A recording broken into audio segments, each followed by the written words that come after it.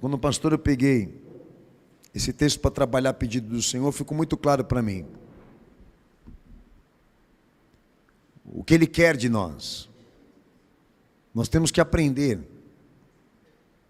a ser discípulo, servo de Cristo e não líder. Quem quer ser líder não tem lugar aqui para ser chamado.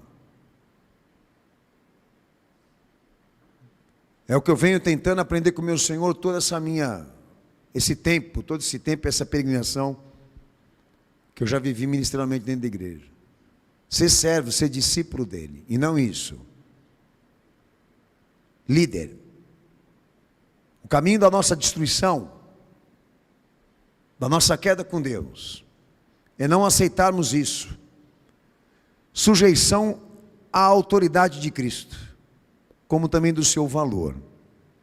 E por causa do orgulho, prepotência, soberba e tendências à exaltação própria, o diabo vem afastando muita gente da cruz e da graça do nosso Senhor Jesus. Nós estamos em conflito, todos sabem que nós estamos em guerra. Exatamente por essa questão. Por gente que tem vontade e personalidade forte demais, achando que pode ganhar uma batalha contra Deus e contra a vontade dele.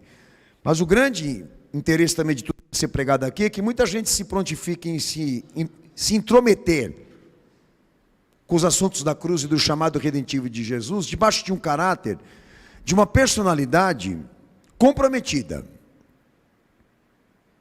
O chamado redentivo em Jesus, nós sabemos que é para o pecador, mas não é para o idealista. Não tem espaço para o idealista no chamado dele. Porque muita gente hoje, e isso já foi trabalhado no cristianismo, enxerga o Calvário e a cruz aonde ele foi imolado pelo pecado da humanidade como uma insígnia de oportunidade para ser alguém. Em algum espaço, em algum lugar que ele queira reinar. Isso é idealismo. É algo que saiu de você. Não isso, que ele te revelou. Então muitas coisas ali, que se cumpriram nele, que é objeto e matéria de fé para incorporação aqui nessa igreja, que está sendo ignorado e rejeitado, e isso é uma coisa óbvia, pela deformidade desse movimento evangélico. Por isso, porque a tendência mais predominante hoje, daqueles que se interessam pelo evangelho e se autodenominam cristãos, é a ascensão. Está muito evidente isso. É a política, é o consumo, é o poder de compra, é o mercado, é se estabelecer na sociedade à custa de Deus, à custa da fé e do evangelho, e não isso, aprender com ele a ser servo e discípulo, e aceitar a sujeição, de que ele é a autoridade, e não uma religião. Religião aqui para nós não presta, é filosofia. O que nos interessa é o que ele foi e o que ele fez por nós. Então muita coisa que o pastor eu vou tratar hoje aqui, a pedido do meu Senhor, cele esse compromisso de formar aqui uma igreja fiel e exclusiva para Cristo, feita de convertidos e discípulos dele, e não isso, um José de Arimateia, como alguns se baseiam nele para falar de política, um Judas Iscariote, como alguns se baseiam nele, com sensibilizações de que tenha sido predestinado a trair a Cristo, numa forma de querer inocentá-lo, ou querer dizer que aquilo ali é compreensível, e quebrar essa deformidade que vocês talvez tenham no caráter e na personalidade religiosa, de querer sempre buscar as alternativas, aonde você pode ter certeza que você vai encontrar o diabo, o inimigo, nessas entrelinhas. Então o evangelho está aqui.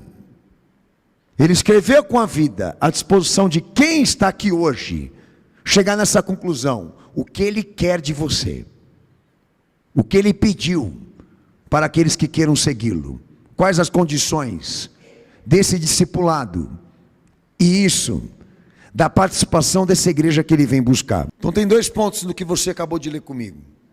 que estão em destaque daquilo que Jesus já discipulava aqueles homens.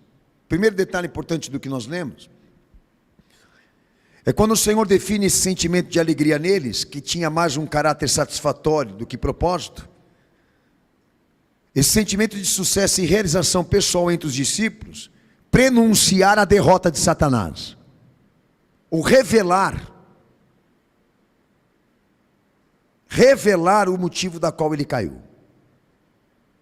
Porque o Senhor foi contra aquela alegria satisfatória que eles sentiam naquele momento, porque ela tinha base de orgulho, de valorização do eu, como também isso, tendência à busca por uma autossuficiência.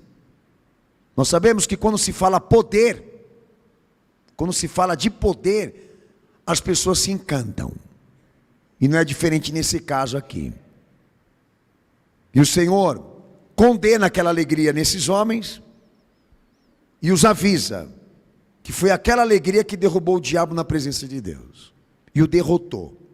Segundo ponto, Jesus define a genuidade da alegria, uma sujeição, a verdadeira alegria, a alegria dele, como um estado de sujeição. Nele, Cristo, para cumprir a vontade de Deus. Para os discípulos, a sujeição disso.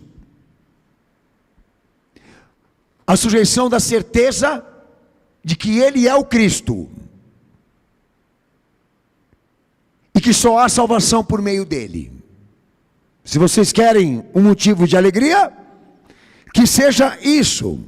Não porque os demônios se sujeitam à minha autoridade por vocês, mas porque está em vocês a certeza de que eu sou em Cristo, porque Deus testifica, de que vos preparei um lugar no céu,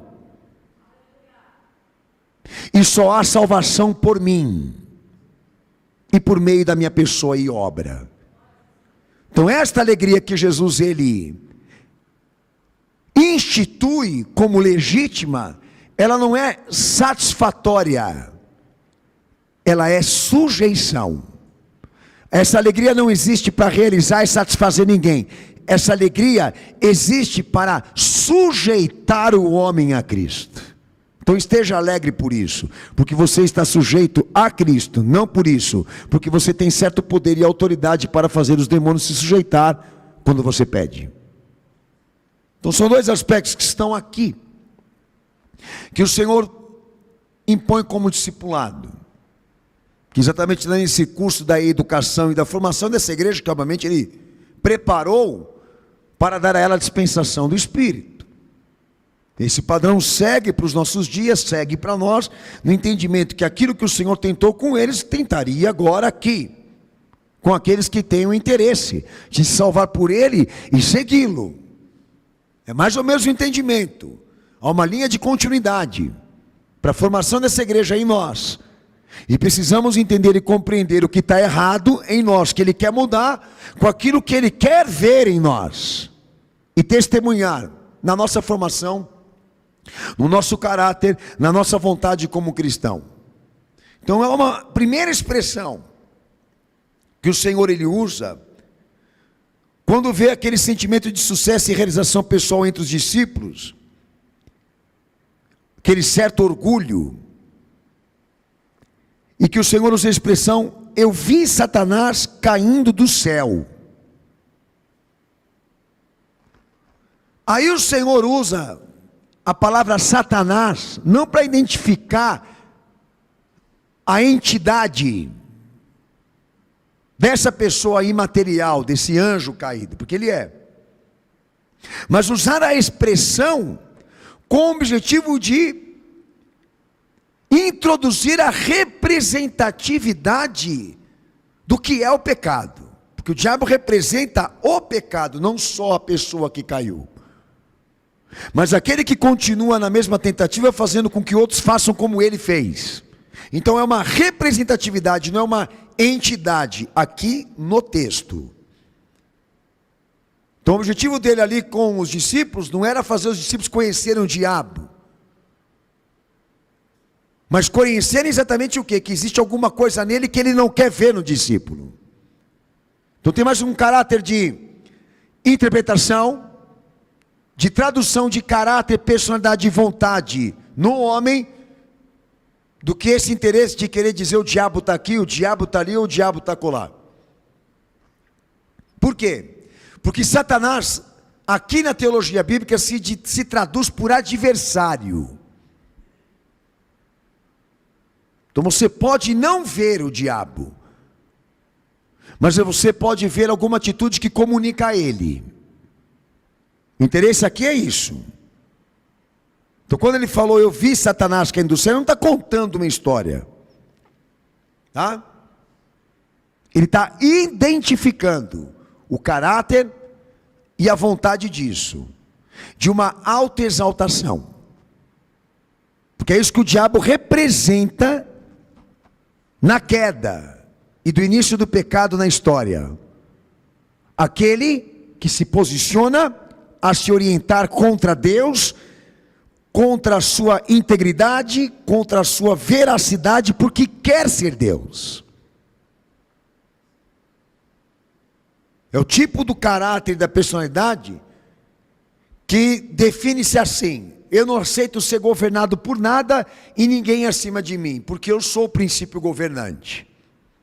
E nesse interesse, nessa pleitada de alcançar este objetivo, não importa se ele vai machucar, se ele vai ferir ou transgredir o próprio Deus, porque ele está tomado por esta obstinação de querer ser Deus.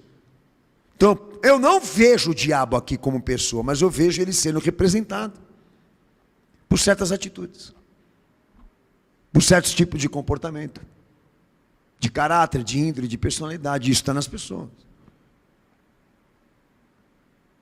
É biotipo. Então não é o tipo da coisa que você se interessa muito em levantar a mão e dizer, Satanás, sai dessa vida. Não, o interesse aqui não é esse. De exercer, né, essa espécie de autoridade exorcista. Não, mas de deixar claro para aqueles que testemunham certa coisa que há nele, de que isso precisa ser mudado. Então os discípulos não estavam endemoniados, nem possuídos, mas traziam um detalhe dele, o diabo, que o Senhor estava naquele momento querendo repreender e mudar. Por isso há um sentido muito mais amplo para a representação de uma vontade, de um caráter, de certa índole, do que a identidade de uma entidade, como muitos até mesmo se interessam por isso. Exemplo, Obadias 4. Até já trouxe textos a respeito disso aqui.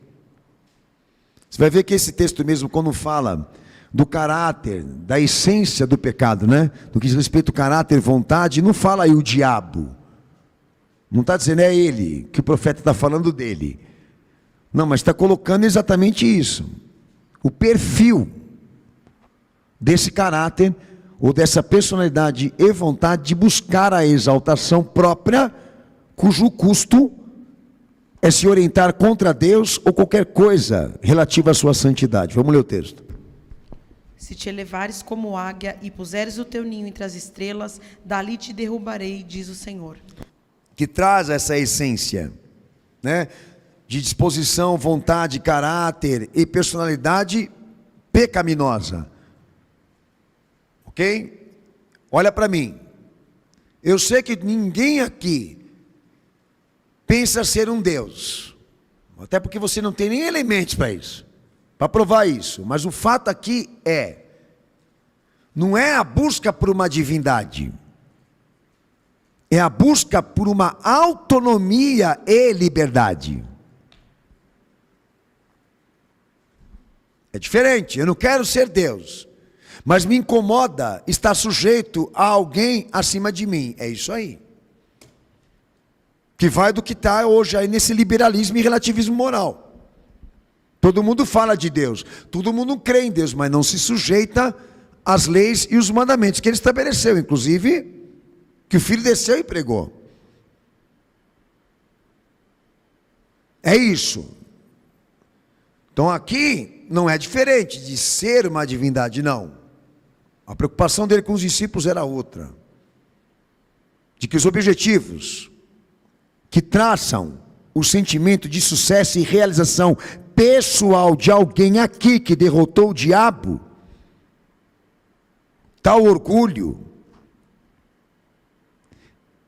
esteja no vosso coração quando você for servir a Ele. Então note você que aí traça essa disposição de caráter e vontade de alcançar tal autonomia ou exaltação própria com o custo de se orientar contra Deus. Você pode ver essa personalidade, esse caráter em muitos governantes, em muitos nomes e referências que estão no passado, que estão na Escritura, que tratam exatamente isso. O perfil do diabo está sendo representado por essas pessoas, em alguma coisa que ele foi, que ele testemunhou e que ele é ainda, a nível de orgulho, exaltação, como também rebelião e rebeldia contra Deus.